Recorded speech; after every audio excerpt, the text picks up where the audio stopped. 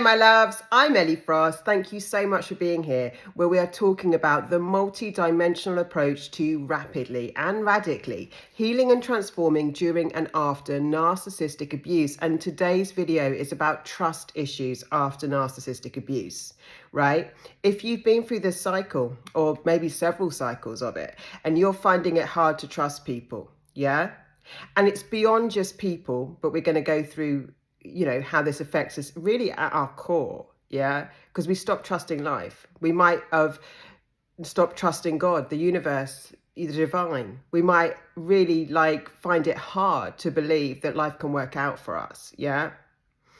One of the things I do in Sovereign is code people for safety, because feeling safe in the world, feeling safe to be ourselves, feeling safe around other people is so important. And the tools I teach people are really helping you identify who you are, what your values are, what that means in different situations, and how to set healthy boundaries. Because you don't really want to be walking around the world in defense mode all the time, thinking that people will hurt us, because one, we could manifest that, and two, it's a very it's a difficult way to connect with people. If I've got my walls up really high, it's very hard for you to connect with me. Yeah. So I teach people a lot to come into their hearts, right? Drop out of your mind, because we have too much energy in our heads a lot of the time, and drop into your heart. You can just intend to do that. Just see if you can do that now. But you can put your hand on your heart. See if you can breathe into your heart. And just connect that heart energy. It's a big ball of green energy, the heart chakra. Just connect that up to your throat now. That's a blue light. Imagine those two things speaking, connected to each other. Now drop down just behind your belly button, and just connect with your solar plexus, which is your power center. You see, speaking powerfully from the heart is very, very useful to connect with people. Yeah. When I speak from the heart, it's hard to get into conflict with me. Yeah. And it can feel a bit vulnerable, because it is the ultimate truth. But when we're connected to our solar plexus and our power in speaking from the heart, that can be really helpful. When we're in defense mode the whole time, which is what can happen after this cycle, we tend to really shut down. And it's so sad, right? So it's hard for us to connect with other people.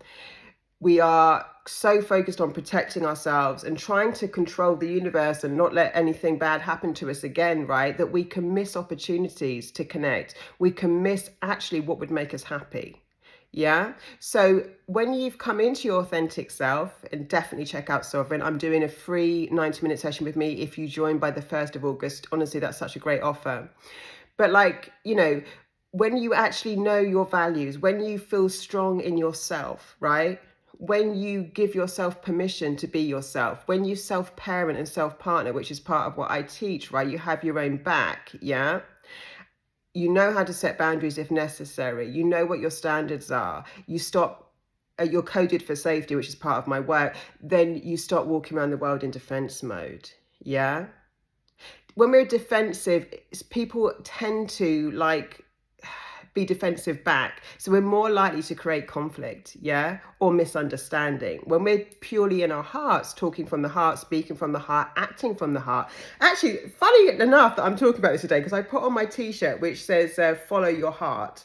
And I'm all about the heart energy this morning. So when we're following our heart, living from our heart, speaking from our heart, right?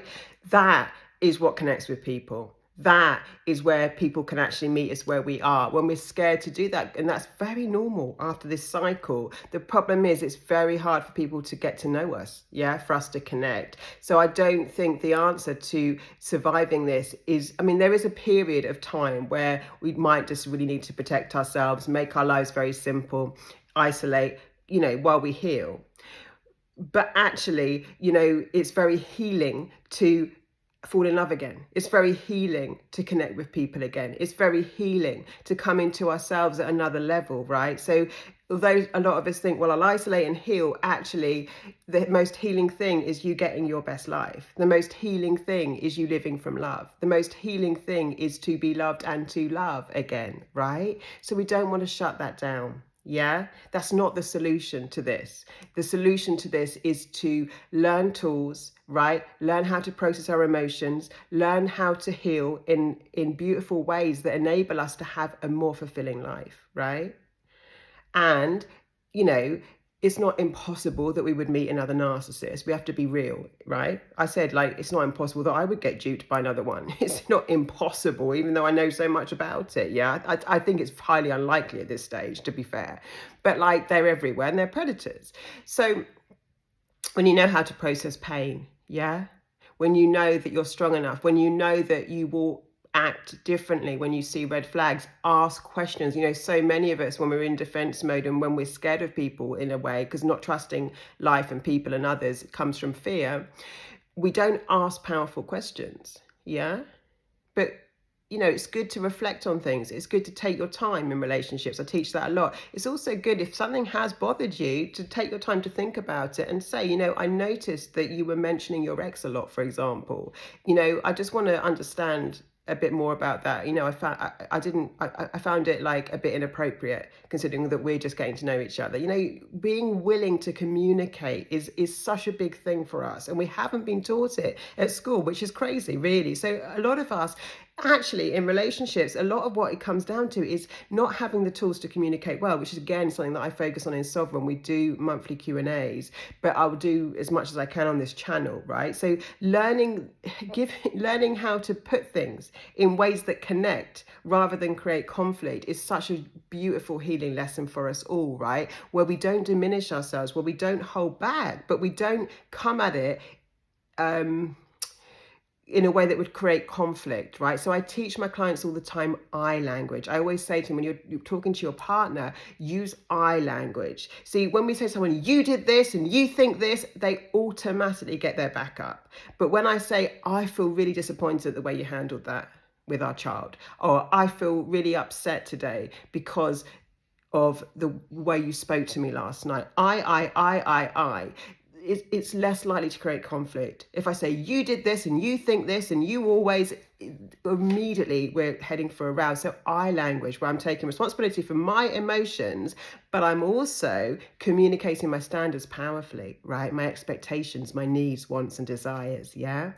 So if you haven't joined my mailing list, please do, because I do connect with the community there and I send out free resources every now and again. Please keep liking, subscribing and sharing. I'm so happy you're here. Lots of love, and I'll speak to you soon.